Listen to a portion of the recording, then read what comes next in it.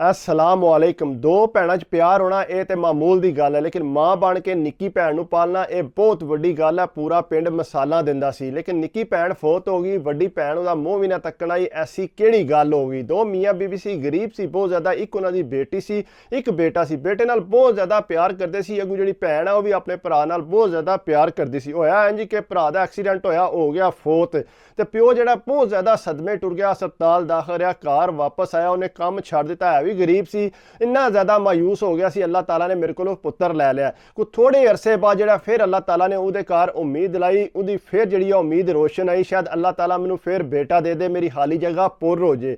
लेकिन इंज ना हो सकिया। अल्लाह ताला ने उन्होंने दित्ती बेटी। उन्हें अपनी बेटी ना चुकी, ना उहदे मूँह फेर के तकिया। उन्हें आख्या जी ये मेरी धी नहीं है। अगू जिहड़ी वड्डी भैन है उन्हें अपनी निक्की भैन दे बहुत ज़्यादा चाह कीते, उन्होंने तैयार करदी सी, उन्होंने रोटी खवालदी, स्कूल टोरना, सब कुछ जो है वड्डी भैन करदी सी। सब यही मिसाला दिंदे सी कि ये माँ ये है, इंज लगदा कि भैन माँ है, इतना ज़्यादा प्यार करदी सी। आखिर होया इंज कि वड्डी भैन दा रिश्ता आया बाहर दा, उन्हें रिश्ता उहदा कर दिता, वो बाहर टुर गई। बाहरों जाके भी उन्हें अपनी निक्की भैन का बहुत ज़्यादा ख्याल रखा, अपने माँ प्यो का बहुत ज़्यादा ख्याल रखा, पैसे शैसे भेजती रहिंदी सी, भैन बहुत केयर करती सी। आखिरकार काफ़ी अरसे बाद उन्हें अपने सावरे गल की कि इंज करिए कि मेरे देवर का जिहड़ा ना रिश्ता मेरी भैन नाल कर दिए, चलो इससे घर आ जाए, सौखी हो जाएगी। उन्हें मना लिया, उन्होंने भैन का रिश्ता उन्होंने दे दिता। कुछ थोड़े अरसे बाद उन्हें इंज किया, अपने जने नूं आख्या कि मेरे देवर नूं ते अपनी मैं भैन नूं जिहड़ा लादा मकान बना के देना चाहनी हाँ कि ये लादा रवन। उन्हें जनाब कोशिश करके अपनी भैन नूं ते देवर नूं और अपने सावरियां नालों लादा कर दिता, क्योंकि ऐसी फैमिली बहुत ज़्यादा वड्डी। वो लादा हो गए, जिसले लादा ये खर्चा मर्चा भेजती रहिंदी सी। जिसले पाकिस्तान आउणा भी उन्हां कोल ही होया जी कि काफ़ी अरसा जिहड़ा वड्डी भैन दे घर औलाद को ना होई। औलाद ना होने की वजह नाल बहुत ज़्यादा मायूस है।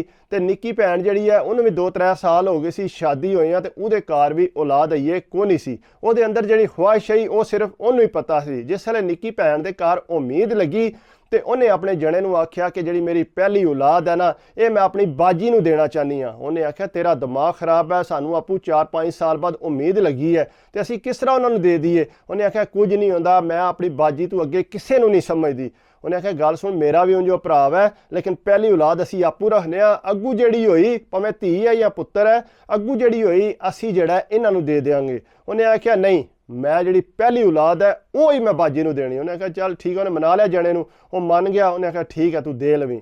इन्हें बाजी नूं फोन किया, उन्हें आख्या बाजी मेरे घर इस तरह उम्मीद लगी है, तो मैं चाहनी हाँ कि जिहड़ी पहली औलाद है ना ये मैं तुहानूं दें। भैन ने पहला आख्या नहीं तेरी अपनी पहली औलाद है, तू क्या करना मैनू दे के। उन्हें आख्या नहीं बाजी मेरी ख्वाहिश है कि तुसी मेरी पहली औलाद लवो। उन्हें आख्या ठीक है। जिसे 3-4 महीने रह गए सी डिलीवरी नूं, भैन आ गई बाहरों वापस। आके उन्हें आपू अपनी भैन की केयर की, उन्होंने फ्रूट शूट खवालना, ध्यान उहदा रखना, काफ़ी उन्हें ज़्यादा उहदा ध्यान रखती सी। आखिर जिसले औलाद होई, औलाद होंदियां उन्हें आख्या बाजी ए लो ए मैं तुहानूं दिता पुत्तर। वो पुत्तर दे दिता उन्होंने। तो अगू जिहड़ा उन्हें केयर शेयर की, पेपर शेपर बनवाए, उहदे पेपर शेपर बनवा के उन्होंने बाहर लै गई। बाहर लै गई, जाके उत्थे फोन शून ते तकांदी रहिंदी सी पुत्तर। तो जिसे तकांदी सी तो कोई थोड़ा जिहा अरसा गुजरिया, साल सारा। साल बाद जिहड़ा अगू माँ फोत हो गई, प्यो पहले ही फोत हो गया सी। माँ फोत होई, अपने पुत्तर नूं लैके पाकिस्तान आई।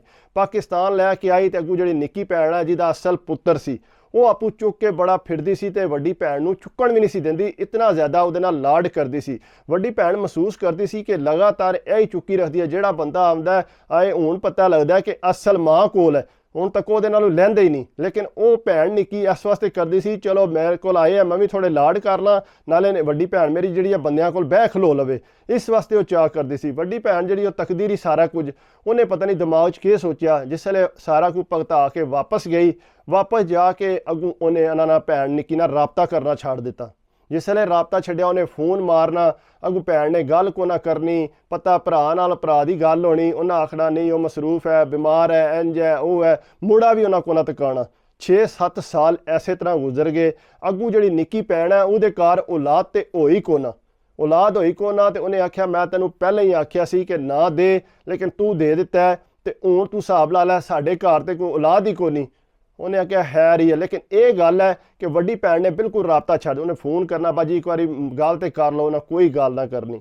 जनाब करद्या करद्या जिहड़ी निक्की भैन है उन्हें बीमार रहना शुरू कर दिता। बीमार होंदी गई, सदमा लैंदी गई, क्योंकि बाजी ने भी छड्ड दिता। भी इतना ज़्यादा बाजी नाल प्यार आया, लेकिन बाजी जड़ी है पिछा हट गई है, किस वजह तू हटी है। लेकिन वो पता तो बाद च लगा ना कि अपने पुत्र वास्ते कि किरे नाल फिर दोबारा ना मेरे को लै ले, इस गलों डर गई। वे औलाद इतनी सहज चीज़ है। वो बीमार होंदी ज़्यादा बीमार हो गई, बीमार होई तो बेचारी फोत हो गई। फोत होई तो अगू वड्डी भैन जी है वो मूँह तकन उन्होंने पता लगा, उत्थों ही अफसोस कर दिता, पैसे शैसे टोर दिते, खत्म शतम करा दिता। लेकिन ये है कि जड़ा ना अपनी भैन के जनाजे ते या मूँह तकन वास्ते वो नहीं आई। क्यों नहीं आई कि मेरे को जड़ा पुत्र दिते आ मेरे को वापस ना लै ले। इस वास्ते ना इहदा काम करया करो। अपनी तुहाडी औलाद है तुसी अपने को रखो बजाय कि किसी नूं दिओ तां कि तुहानूं बाद च सदमा होवे। ये गल माड़ी हुंदी है। दो भैणां 'च इन्ना ज़्यादा प्यार सी ते इख्तलाफात किस वजह तो होए कि उन्हें अपनी औलाद दी, अपनी कुर्बानी दी। कुर्बानी देण दी वजह तो ही देख लो फिर उन्होंने की हासिल होया। वड्डी भैन दूर हो गई जी, वही निक्का कोल रखदी पुत्तर, भैन शायद उहदे विच आ करे यार, इहदे विच आ करे यार, लेकिन इंज वो नहीं कर सकी। इस वास्ते इंज दा काम ना करया करो जिहड़ा तुहाडी बर्दाश्त तो बाहर होवे। बाकी अगर मेरी वीडियो अच्छी लगी होवे तो प्लीज़ यार लाइक करया करो, कमेंट्स करया करो, सबसक्राइब कर दिओ तो दिल खुश होंदा। बाकी मेरी कोशिश यही होंदी है कि तुहाडे वास्ते अच्छी तो अच्छी वीडियो बना ताकि तुहानूं वीडियो पसंद आवे। तुसी मेरी वीडियो लाइक करो, मेरे मजीद सबसक्राइबर वधन, सबसक्राइब वधणगे तो मैनूं हौसला वधदा, मैं ना यार और अच्छी वीडियो बनानी है। मैं बड़ा सोच समझ के बड़ी तक के फिर स्टोरी बनाना कि जेडे मेरे सबसक्राइबर ने उन्होंने मेरी वीडियो अच्छी लगे। ठीक है, बाकी अपनी सेहत का लाजमी ख्याल रखा करो। सेहत है तो सब कुछ है। बाकी दुआवां च याद रखियो। अल्लाह हाफिज़।